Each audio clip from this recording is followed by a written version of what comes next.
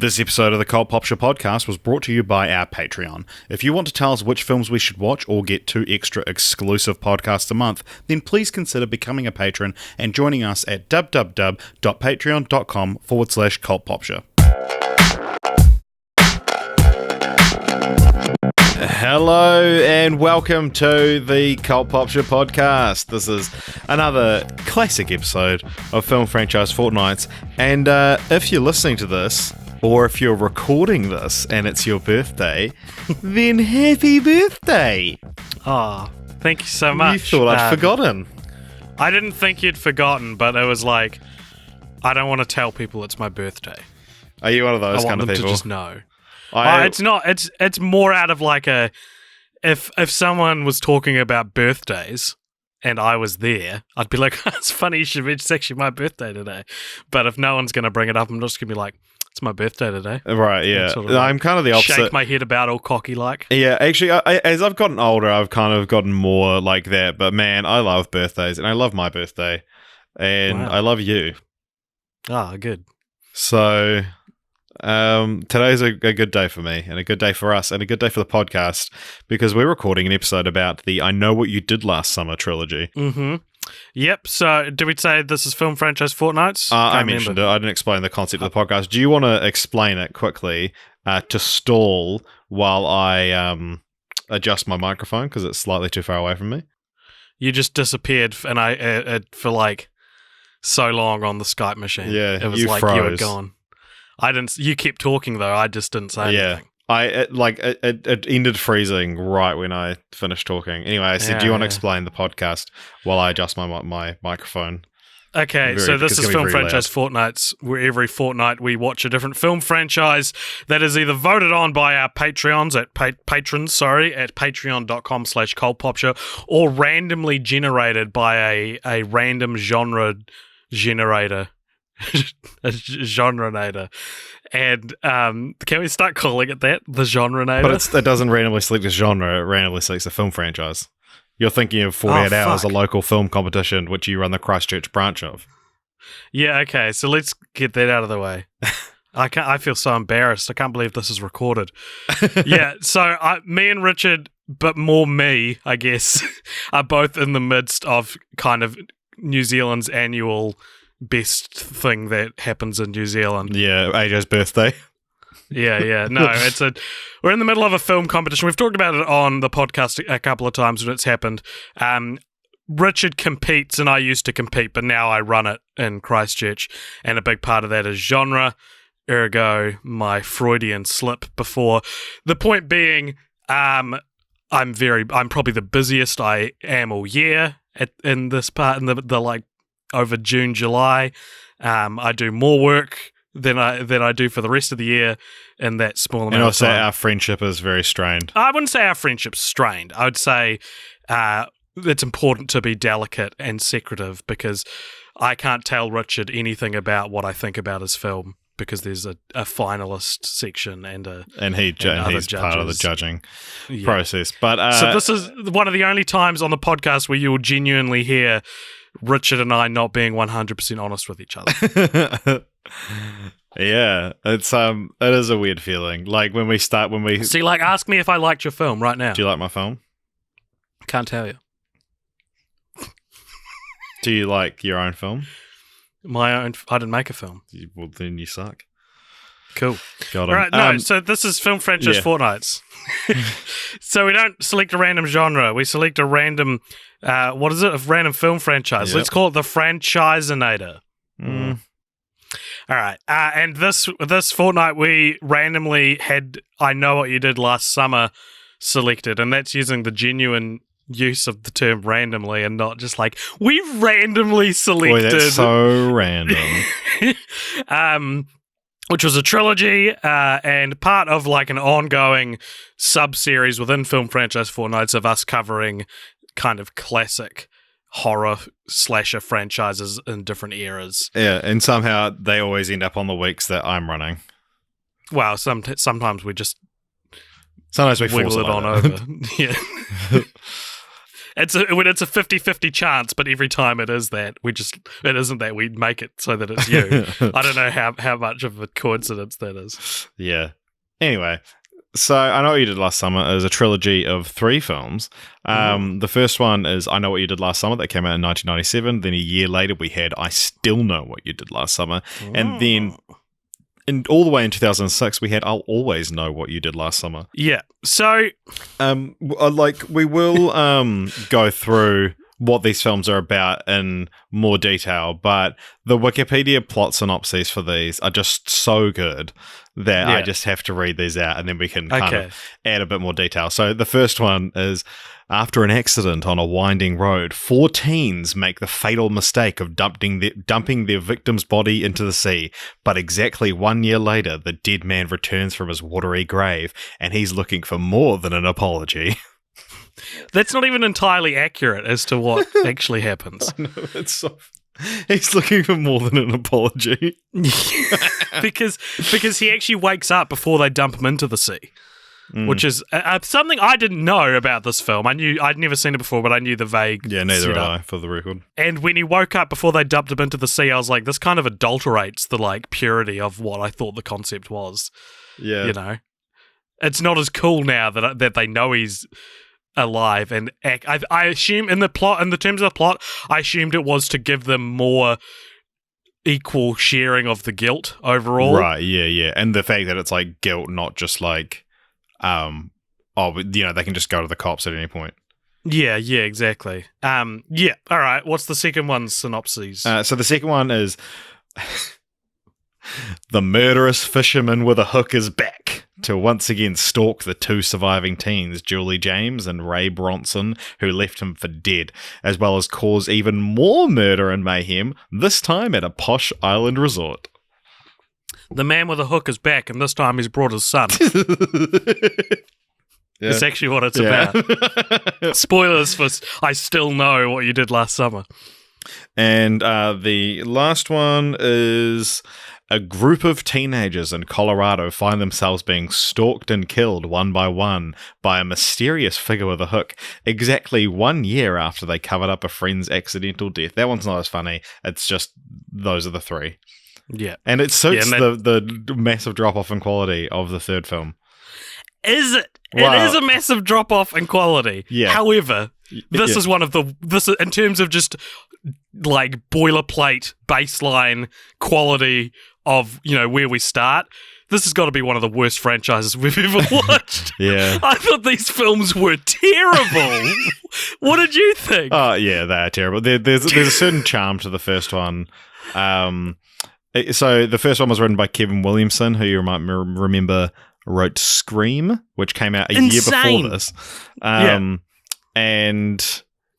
yeah, it's, I don't know, there's a schlocky charm to it, and like even though I haven't seen them before, there's like a nostalgia because of Scary Movie. Because it's I Know You Did Last Summer and Scream are the 2 main films parodied in the first Scary Movie. It's funny, isn't it, that we watched, in this podcast's lifespan, we kind of watched everything in the reverse order of what we should have watched it in, because we watched Scream first. No, sorry, we watched the Scary Movie franchise first, which is the parody. Then we watched Scream, which is like the meta... The satire. Yeah. And then we watched I Know What You Did Last Summer, which is the genuine article. But also, the order they came out in is wrong as well.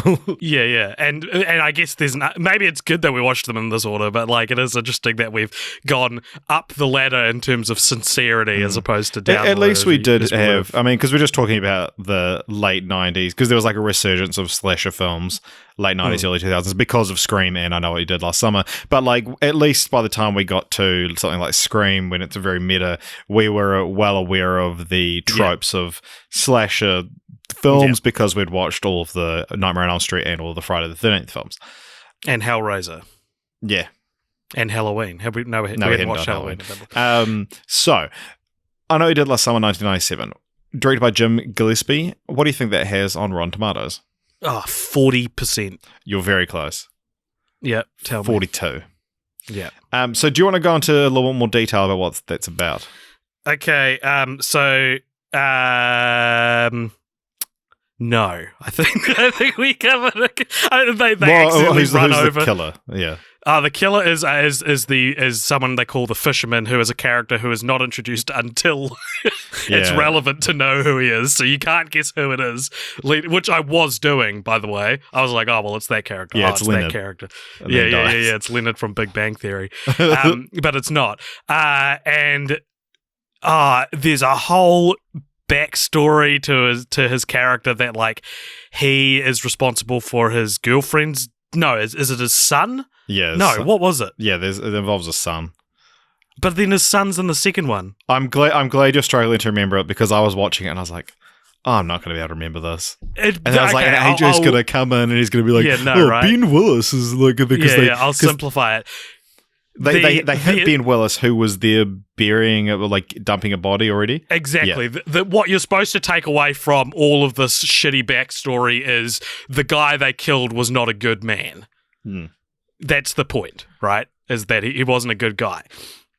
And he wasn't a good dad. He wasn't just a cool dad. He's not a good dad.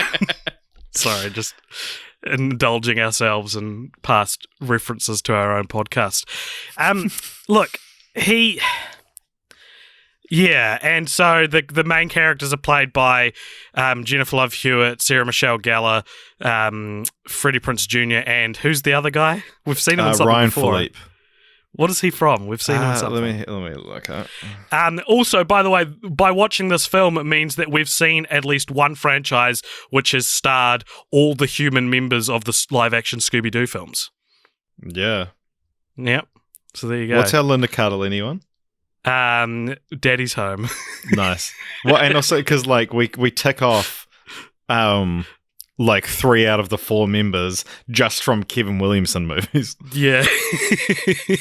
Because of course Matthew Lillard was in Scream, and we have the 2. And so Freddie Prinze Jr. and Sarah Michelle Gellar met on this film and fell in love, and they're still married to this day. And not to each other. But despite having fallen in love on set and being 2 of the main characters, they actually only have 2 lines to each other. Incredible. One's like 20 minutes into the film, one's like an hour and 4 minutes into the film. Treat him mean, keep him keen. So out of the 4 characters, only Jennifer Love Hewitt and Freddie Prinze Jr. survive. The other 2 get killed. And then the characters immediately get over this. It seems that they don't dwell on the deaths of their best friends for too long. And then in classic at the end slasher of the film, fashion. Yeah, and the end of the film, a year later, Jennifer Love Hewitt, whose name is Julie, by the way, she's all good. She's in college. She's having a good time. And then she sees written on a foggy mirror in her dorm bathroom, "I still know." And then the mirror smashes, and presumably the fisherman has jumped through it to get her. And then in the sequel, we start like that scene never happened. Yeah. So Ryan Philippe, he's in Cruel Intentions, but he's not anything we've covered on the podcast. Although he is in...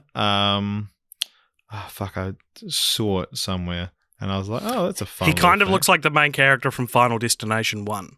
Yeah, he does. He's in something as well that I was like, "Oh, that's good." So, what are we talking about? He's the TV host in the music video for Outkast's "Hey Ya." Great. Yeah. So this. I know what you did last summer. I feel like out of all the iconic horror slasher franchises we've watched, I feel like this is the worst one, at least in terms of like care taken. Like I didn't enjoy the Hellraiser series that much, but whoever was making the Hellraiser movies cared a hell of a lot about the canon and the world they were building. Whereas this one is very loose. It's very This film, especially the first one, but all of them, I guess, are like poster childs for the very low level of quality that horror was in the early 2000s, late 90s to early 2000s. Yeah. we've got movies like Us and Get Out and Hereditary coming out. Just those now. two. Just those two. Just Jordan Peele movies. The horror movies. Or like the even more traditional ones like The Conjuring, which are all generally often well received. And even if we've got like Blumhouse now, that's like exactly. This, like they would make this kind of movie that like mid to low budget teen horror movie of varying quality. Yeah, but the thing is that horror has kind of got horror in all its subgenres, I should say as well, has entered somewhat of a renaissance in the 2010s. I'm not claiming to be the only one. I'm not claiming to have invented that. That's That's that people talk about this, and it's funny because until then, Richard, for all of our lives, horror was bad. You know what I mean? Like from when we were born up until I don't know, Get Out or It Follows dropped, like horror movies were bad. I associated horror movies with there aren't any good ones. Yeah, well, and also because so you either had like The Shining, which was like, oh, it's the best movie of all time, and it's a horror movie, or you had like these campy 80s horror movies that like talking about when you find out about horror, and you find out that the world has existed before you were born. That you find out about these films, but then also, like any new films that were coming out were like Hide and Seek with Robert De Niro or like Secret Window with Johnny Depp, like all these films that like I know because I've seen them at like the DVD store and like back when there were still DVD stores, Yeah. I've seen Secret Window like 3 times for some reason. And so to me, watching the first film, I was like, this is just evidence. This sucks. This is so like, because the main Scream is great, but that was, that's the meta context one. Yeah. So like, and the Scream satire was kind of is because again, I think there was and maybe it's just a thing that comes in waves, but like, horror was real bad, and then Scream came along. Now people were like, shit, horror can be good again. Yeah, exactly. And so, I don't have any more point to make, just other than, like, this is a prime example of how bad and dumb slumber party level horror movies used to be. Because also, which I don't know if you had planned to talk about this, but I'll bring it up now just to be a dick because it's my birthday and I can do what I want. Go for it, mate. If you don't include film franchise Fortnights Redux as part of, if that's a different series, then this is our 3rd franchise in a row, which I am putting in our unofficial teenage girl slumber party trilogy. Because we did Bring It On, the Bring It On series, we did the Cinderella Story series, and now we're doing I Know He Did Last Summer. All of which feel like girls, like teen to teenage girls would like watch at a slumber party, and all of which have the same titling scheme with at least their first 2 sequels. Yeah, because they both. Well, we don't want to jump the gun too much with titles. Okay, should we hold off on that? This franchise deserves its own segment to talk about its titles. We'll talk about that later. But yeah, I agree. They're kind of almost like different ages of talking about of like slumber parties, because I'm guessing Cinderella Story, especially like the later ones, would be real young, and then Bring It On's like when you like start to learn a little bit about like sex and boys, but you like don't know too much about it. And then I Know What You Did Last Summer is like when you're, because they're like R16, so this is like when you're like 14, 15, and you're staying at the house of the cool parent that lets you get one out. Here's what it is. You are having a sleepover with you're a 16-year-old girl, or maybe 15, 14. And you're having a slumber party, and your plan is to watch Bring It On and I Know What You Did Last Summer, but your little sister puts on a Cinderella Story before all of your friends have arrived, and mum is like, just let her finish it before you start, then you can send her to bed.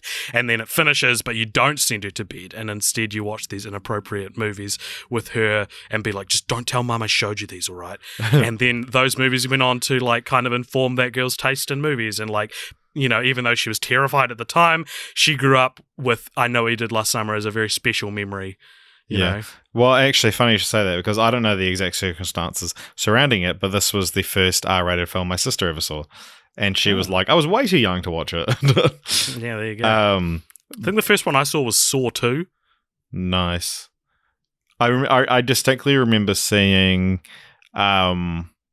V for Vendetta at the cinema, and because it's R13 and I was 13, I was like, yeah. And then also, I think Scary Movie was the first R-rated movie I saw. I saw parts of it at least. I saw most of. Actually, no, yeah. The ones that come to mind are Scary Movie 2, South Park, Bigger, Longer, and Uncut.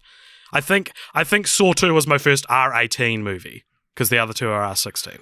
Yeah, oh god, I feel like I was really late in watching anything R18. Maybe like Midnight Cowboy. Sweet. I don't know if that's still R-rated, but when it was first released, it was like X-rated because there's a scene of implied homosexual oral sex. The best fun kind. movie history fact for you: it was the first X-rated film to win Best Picture. Wow. When I said best kind, was I saying that oral sex is the best kind of sex, or that homosexual oral sex is the best kind of oral sex? Or what was the implied? Or was I saying that implied homosexual oral sex is the best homosexual oral sex? You guys can decide at home. We're going to keep talking about I Know What You Did Last Summer. And I do know what you did last summer, Richard. What did I do? was there. You came down to Christchurch for a bit. Mm-hmm. What did I do? And we hung out for a bit. And that was it. Yep. Do you think, is it, so all three of these movies, including the third one, which if you didn't catch before is like a soft reboot. Yeah, it's like it becomes an anthology series. Yeah. Do you think that the concept of it being last summer is kind of cheapened by the fact that all of them also take place on the 4th of July? Yeah. Like, pick one. Don't do both. Yeah, I know you did last Independence Day. Yeah. It feels like that should be the because it's like it's this film's Friday the 13th. Yeah, exactly. Imagine if Friday the 13th was also like around Christmas movie, around Christmas time. It'd feel stupid, you know. But okay, so let's talk. It's fun trivia and stuff. So, like I said, this was written by Kevin Williamson. It was actually written before Scream, but it was only because of the success of Scream that he was able to sell the script. And then when Columbia Pictures was advertising it, they said from the creator of Scream, and Miramax successfully sued them for false advertising. Yeah, good on them. Yeah. Now, so this is not a 100% original story, as you may or may not know. It's loosely based on a 1973 book called I Know What You Did Last Summer. Aside from the character names and the initial hitting someone with a car, the plot's pretty much completely different. In the novel, they don't hit a fisherman, but a young boy who was the brother of one of Helen's new friends. And also, no one dies in the book. Barry's shot but survives, and Julie comes to a close encounter and was almost choked by Collie, the boy's brother, but Ray hits her with a club. So the character names in these movies are so unrelatable. Yeah. Other than Julie, Ray, Helen. Yeah. Helen. Yeah. I don't know any teenagers named Ray or Helen or Barry. It was the 90s, man. It was the 70s actually when it was written. But wow. Yeah, they have. That actually explains it. That explains why the characters are named that, because it's based on a 70s book. Yeah, I also read somewhere that the killer in the book is like one of the group or something. It's like someone known to the group. Right. Like, a normal slasher movie would do. But also it's based on the Hook urban legend. Which, are you very familiar with? I thought I was until you asked, and now I feel like I've got to prove myself. You do. No, it's one of those ones that's like, it's a very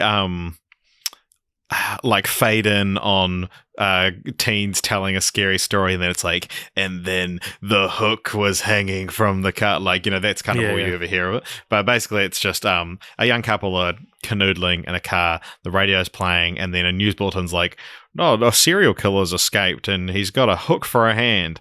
And then, so there's a few different versions of the scary story. So one, they have to leave the car, and then the killer's hook is found hanging from the door handle or like in the door itself. Sometimes they hear a scraping noise on the car.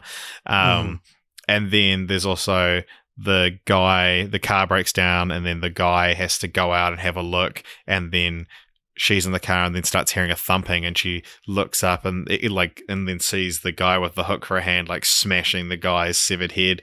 There's another one that's like sees he's like suspended from a tree, and she hears scratching on the roof, and then it's him dangling from the tree and his like nails scraping on the car because he's been killed. A lot of them end in the guy's head being decapitated. Do you know that initial premise though is based on the first Zodiac killer attack? Yeah, so you can see it in the Zodiac movie. They portray it as the Zodiac killer was the first recorded instance of the killer coming after a couple in a car, making out at the point kind of thing. Yeah. When was the Zodiac killer? Like late 60s, I think. Oh, yeah, actually, this predates that. Oh, so interesting. The best version of the ending, though, is she's, like, locked herself in the car, and then, like, she gets a tap on the window, and it's the guy with the hook for a hand holding the severed head of her boyfriend in one hand, and then she's like, thank God the car's locked, and then he's got the car keys in the other one, and that's how it ends. It's very like, spooky. But yeah, it's funny, this actually... the earliest kind of publication of this story was November 8th, 1960, where there was a Dear Abby column, like those Ask Ag, advice columns, where it's like, hey, if you're interested in teenagers, you'll print this story. I don't know whether it's true or not, but it doesn't matter because it served its purpose for me, and then tells the story. And then it's like, I'll never park to make out as long as I live. I hope this does the same for other kids. Jeanette. Wow. I'm going to look at when Zodiac happened now because I feel like a lot of it is based on... Well, it apparently circulated in the story first circulated in the 1950s. Late 1960s. All right. Yeah. Never mind then. Maybe he got his idea from the... That's a clue. Oh. Someone listens to this and just solves the Zodiac. He was alive in the 50s. Okay, we can rule out anyone who was under 10 at the time. Okay, so let's talk about watching this movie, having already seen Scary Movie. What did you think? What stuck out to you as the things that you're like, haha? I don't think I remember Scary Movie quite good enough to like point to any specific examples, but overall the tone, and it is weird to see with the amount of stuff that we've watched and the amount of stuff we're expecting to see in movies like this. It was weird to see sincerity in a lot of the things that happens, and a lot of the like lines of dialogue are undercut. The worst one, and it's ridiculous in this film, and then they take the piss out of it in Scary Movie. And my favorite having now watched Scream, and I know what you did last summer, my favorite jokes in Scary Movie are when they don't change the dialogue, like you say, like it's just sincerity, because the whole scene in Scream where Bobby shows up in Cindy's room and they have the chat, and then the dad like walks in and all this stuff. The dialogue is almost identical in Scary Movie, but it's just so silly. But there's the one when they're being stalked, and I know what you did last summer, and Jennifer Love Hewitt like is in the middle of the road and is like, "What are you waiting for? What are you waiting for?" And then she does it in Scary Movie, and it's just so ridiculous, but it's like identical. And yeah, that really tickled me. Apparently, according to Jennifer Love Hewitt, that scene was directed by like some kid who got to come to set and like make up a scene. What? Imagine just doing that. Imagine just letting a kid direct a scene in your film. And then, she says it was very awkward, but because she thought it was silly, but liked the like the tantrumness of it. But yeah, it's very funny. Yeah. Another dumb bit of like, surely this can't be true because it's so stupid. So Johnny Galecki, who we mentioned is in this film, Leonard from Big Bang Theory, there's a scene, his death, he dies, and then they find his body in the trunk, and there's like a crab crawling in his mouth because it's like filled with crabs. So when they shot that scene, he did a body cast for that scene, so it's like a fake Johnny Galecki, and he later like got a call that production had been shut down because Jennifer Love Hewitt was so upset by seeing his dead body that he had to call and reassure her that he was alive. Wow, that's pretty dumb. Yeah, it's real dumb. It's dumb as. The best part I think about this movie is that all the actors aren't very good actors. And Yeah. so it really, like, you really got to, like, reach into your suspension of disbelief for a lot of it and be like, okay, I can sit comfortably at this level of not believing what I'm seeing. Yeah. Yeah. Should we talk a bit about the sequels? Yeah, mate. Let's fucking do it. So, second one was called I Still Know What You Did Last Summer. Do we need to go much further into the plot? I can't No, remember what they we go said. to the Bahamas. Yeah. And Julie goes on a trip to the Bahamas with her new friends, and Ray, like, thinks the killer's after them, so he, like, follows after them. And so the whole thing's set in the Bahamas in a classic sequel trope, Richard, of, you know, the same movie, but now in a different location. You know, so we've seen The Hangover did it, and we've seen a couple of other movies have done it. And the killer does follow them. Jack Black's in it. He plays like a local weed dealer, making this like a third Jack Black or second Jack Black series. I can't remember. After I know we did Kung Fu Panda. By the way, though, Jack Black gets killed by the fisherman in this.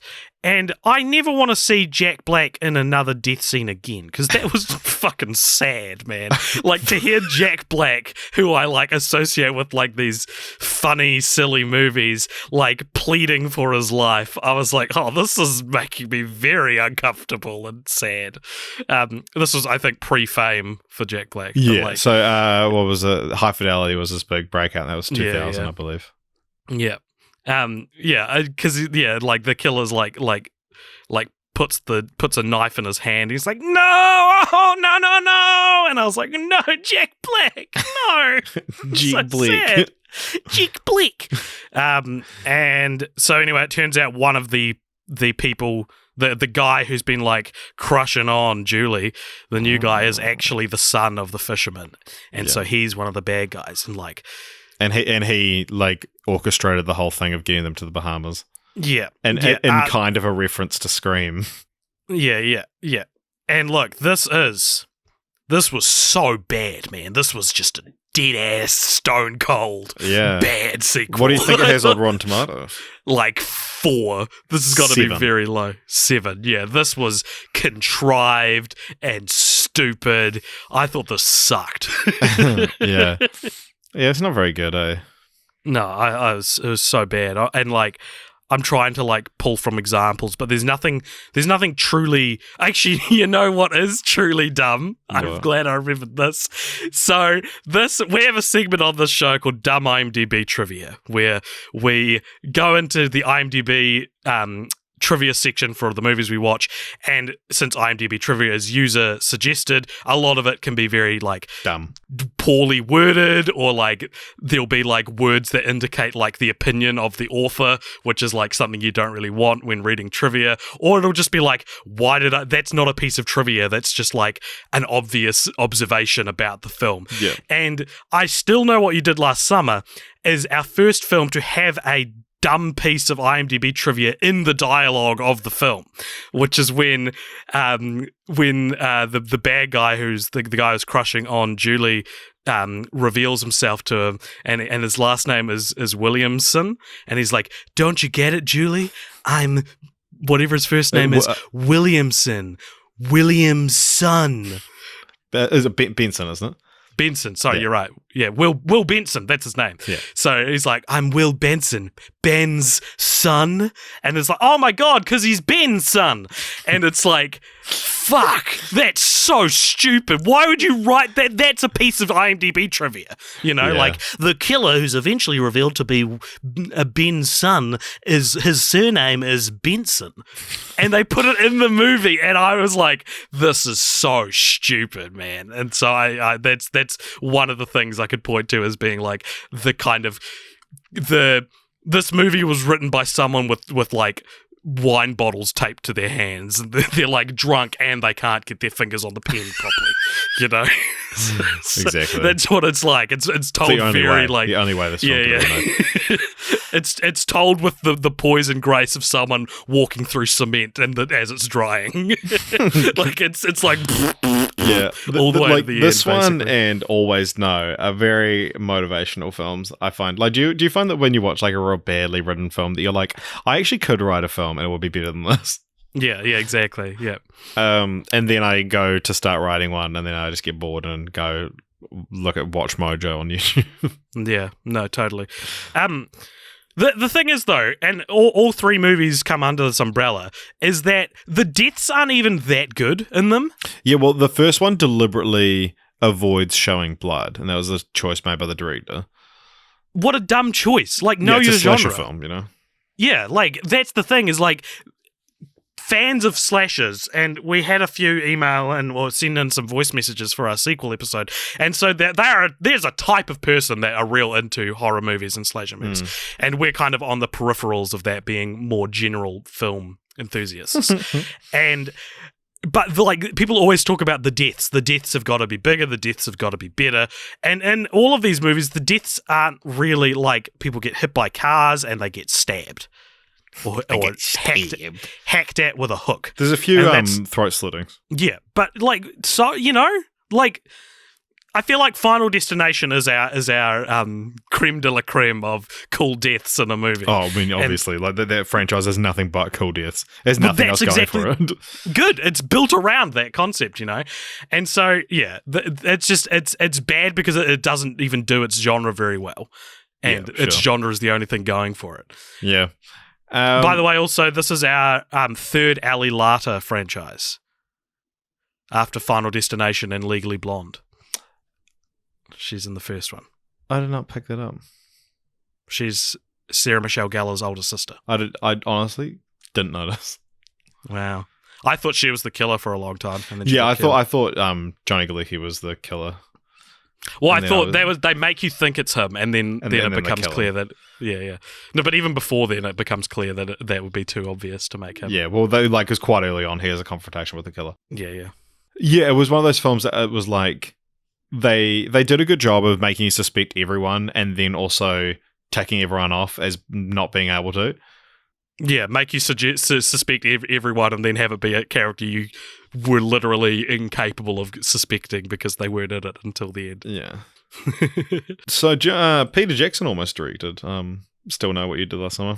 Which is one of those things that's like, nowadays that seems like such a weird fit, but like at the time it was like, he directed a shitty fucking slasher sequel. I wonder if it would have been good if he'd directed. I wonder if Peter Jackson's, because like Peter Jackson's early films are actually quite good, like I think. Yeah. Especially Brain Dead / Dead Alive. I actually think that's quite a good story. So now moving on to I'll Always Know What You Did Last Summer. So this was originally announced in 2000 and was supposed to have the surviving characters from the original two films reappear, but it took too long to make, and then so they just did a reboot.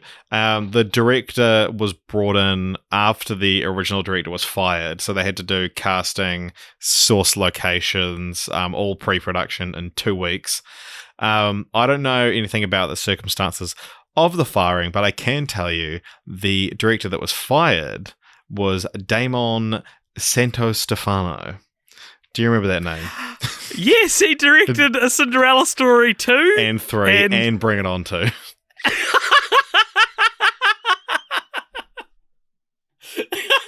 And you know what? This means this is not only is the Slumber Party trilogy got all those little consistencies, but they also each contain an abandoned film by Damon Santostefano. Damon Santostefano. Because, you know, he obviously checked out in those first two franchises while directing those movies as well. Yeah. Zazing! That's so interesting because the direction in this film, this isn't just a bad movie because it's badly made. It's a bad movie because there are choices taken. There are a lot of creative choices in the direction. The first 10 minutes of the film was so hard to watch because it does this like flashy effect. Every fucking shot.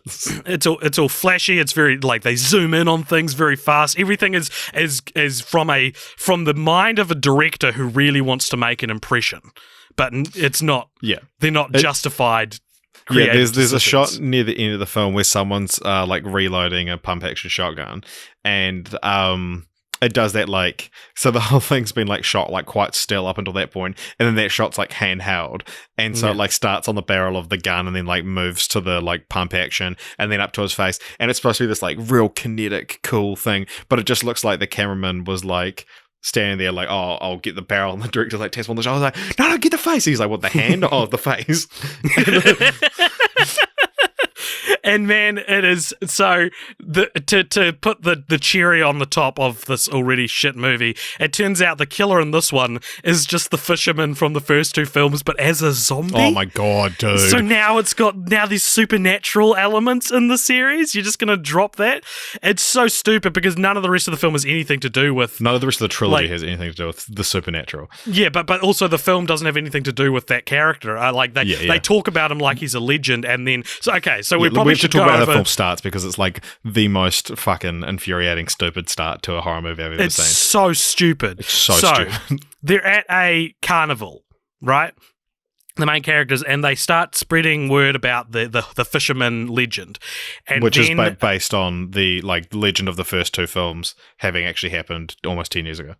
Yeah, and then as if the writer of the script just got bored while they're like hanging out in the carnival, the fisherman just turns up. He smashes through a window, and they're like, "Oh my god!" And he starts battling with one of their friends, and then the friend falls off a roof, and then the main characters run away giggling because they orchestrated it, and one of their friends is actually dressed up as the fisherman. Yeah, they're just playing a prank on everyone. They just did it to meme them, and then they go back to the carnival and find out that their acquaintance who didn't know it was a joke fell off the roof and impaled himself on a tractor, and there's just a whole crowd around looking at it, and the police standing there with their hands on their hips what a shame. And it's you need to, the public cannot see this. You need to cordon this off. Yeah. And a year later, they get and I know what you did last summer note, because we haven't really because the cover up in this one is, they all decide, we're taking this to our grave, that it was us pranking, and that our friend died. Yeah, and so, but I more meant that in every film a year later a character gets a note saying I know what you did last summer, and so that happens, and then the movie just plays out, and most of the characters die, and then it's a fucking a zombie version of Ben Willis. Yeah, it's so stupid. It's so bad. We talked a bit before about the 48-hour film competition. This was a feature-length 48-hour film from a team that has been competing for nearly a decade and has never made the finals. And I apologize, that's probably the most niche reference I've made on this podcast, but there is something so fucking amateur and incomprehensible about this movie. It is hard to follow this movie because of how badly it's made. It's less like a movie and more like a bunch of clips stitched together. It doesn't feel like it flows on from each other. It doesn't feel like there's narrative flow. It feels like it's just this clip and then this clip, and then they color grade it all to make it look like a Linkin Park music video. Well, and let's not rag on Linkin Park here. I'll rag on Linkin Park. Fuck it, why not? I'm going guns blazing. Because the lead singer killed himself? Jesus. What? Don't bring that part up. What are you doing? Well, you're like, I don't care. What reason would I have to be sensitive around Linkin Park? I'm like, well, here's one. Okay, I feel like I wasn't broaching that part of. I can say that Linkin Park have cheesy music videos. Bad color grading in their music videos. Yeah. Chester single-handedly color corrected every frame. Oh my god, by frame. I had no idea. I'm so sorry. You know what I mean, though. It's color graded so it looks like shit. All the blacks are punched into the nether world, and all the you know what I mean. They're crushed. I think is the term. They are crushed blacks. It's so fucking bad and so hard to watch. This is. I feel like we've watched. I don't want to crown this as the worst movie we've seen for this podcast, but it is. It is Hades tier. Yeah, and what do you think it has on Rotten Tomatoes? 0. It actually is the highest rated of the franchise. No, it's not. It's got 0. Yeah. So, I mean, I guess the less said about this film, the better. So, do you want to talk about... One of our listeners, Michael Baston, he sent me a photo this week that he was watching the first one. Oh, fuck. I forgot to post a photo of the third one. I need to do that. Fuck, I'm really bad with posting photos. Yeah, he showed me. He was like, "Hey, I'm watching I Know What You Did Last Summer." I was like, "Oh, cool. You're going to watch the sequels?" And he said, "Not with those Rotten Tomato scores." Should I just take a photo? Can we start referring to Rotten Tomatoes as 10 toes? Yeah. With an apostrophe at the start. Rotten Tomatoes. 10 toes. Yeah. Cool. Guarantee we'll forget that. But yeah, so let's talk about titles. We talk about titles a lot on this podcast. So these films, despite the quality of them, have some of my favorite titles. I feel like these titles fulfill the dream you had from Bring It On and A Cinderella Story, which we talked about. Oh my god, I Know What You Did Last Summer. It's just like, it just sounds cool, you know. And then I Still Know What You Did Last Summer is quite cheesy, but then rounded that off with I'll Always Know just makes it cooler again. Yeah, because we talked about how you would have loved if we Bring It On again. Bring It On yet again. Yeah. And like A Cinderella Story, another Cinderella story. Yet another Cinderella story. This is the realization. Yeah, I love the idea of of it getting more ridiculous. Like, you know, if you made more and it's just like, I'll always still know what you did like. Yeah. The thing I don't like, just from I like the titles for the I Know What You Did Last Summer sequels just because they're silly and funny. But what I don't like, if I was to critically analyze them and tear them down, like, knowing isn't a limited concept. Like, to know something isn't necessarily a limited concept. So to say I still know and I'll always know are like redundant statements. So it's like remembering, not knowing. Yeah. So it's like they. Yeah. If it was I'll always remember what you did last summer, that's maybe better. But to say I'll always know, it's like, yeah, no shit, you'll always know. I'll always know that 2 + 2 is 4. It doesn't mean if you believe the theories. Yeah. Like, it doesn't mean I'm like, it's more shocking. Like, if I said to you, Richard, I know your mum, and what? then in 2 years I was like, I still know your mum. You'd be like, yeah, I know. And then and then like 8 years later, if you're like, I'll always know your mum. I'll always know your mum. AJ, we haven't spoken in 8 years since you said you still know my mum. Yeah. So look, it is funny to finally see that titling scheme taken to a third film. I guess. I do. Interesting though, the third one wasn't always called I'll Always Know What You Did Last Summer. It was originally titled, get this, The Hook. Wow, then there you're not getting. You're not going to get any people watching this movie. It's just Well, I thought this would be a nice segue into continue the franchise on what might be one of our shortest videos in a very long podcasts in a very long time. So there are. Are there? Maybe there are plans to continue the franchise. Well, there are. So Jeff Howard and Mike Flanagan, who are the guys behind Haunting of Hill House. Mike Flanagan is directing Dr. Sleep, the Shining sequel. Cool. They're doing a remake. It should be out by the end of 2020, apparently. This is, I think, from like 2014. It was announced. Blumhouse is working on it. It's being fast-tracked at the moment. Wow. And so apparently the killer won't be one of the main group or Ben Willis, which were elements from the novel and the first movie. And that original novel from 1973 was republished last year in 2018 with like some content of it modernized. Wow. Okay. So I would like to go first for continue the franchise. Please. So I've decided to, and it's following on from our discussion about titles, I've decided to, and we can work on this together as well, I've got some, I've decided to turn I Know What You Did Last Summer into a classic horror film franchise. So imagine if I Know What You Did Last Summer came out in 1982. So then you would have had I Still Know What You Did Last Summer, I'll Always Know What You Did Last Summer, and then Last Summer, and then I Know What You Did Last Summer 5, and then the prequel, which is called The Fisherman. Yeah. And then wait, the Fisherman : A New Last Summer Story. Yeah. I Know What You're Doing This Summer, and I Know What You're Doing Next Summer. So that's when we've now, because of Always Summer, I'll Always Know, introduced the supernatural elements.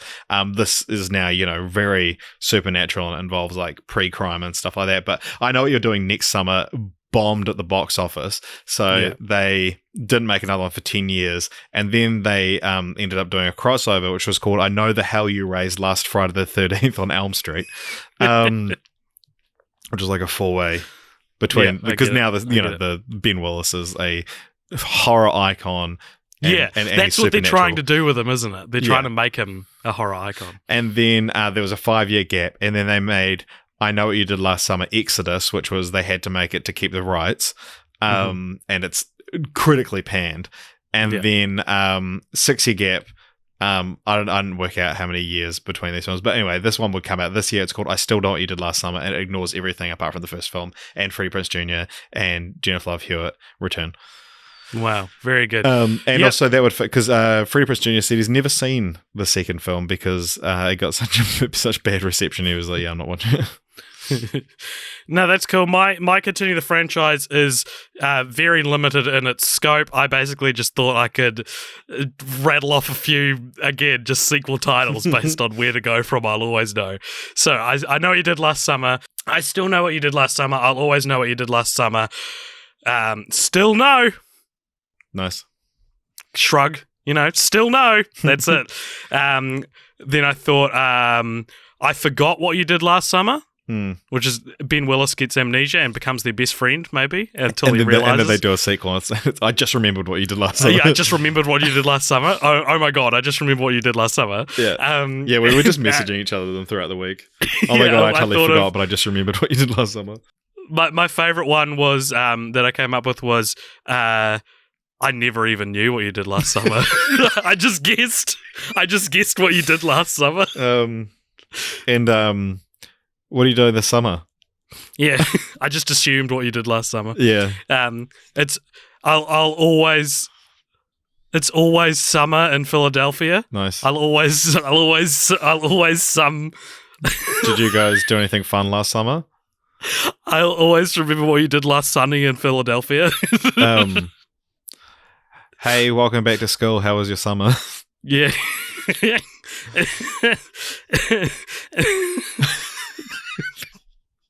Just to keep going with it, just to make it more and more insane and ridiculous.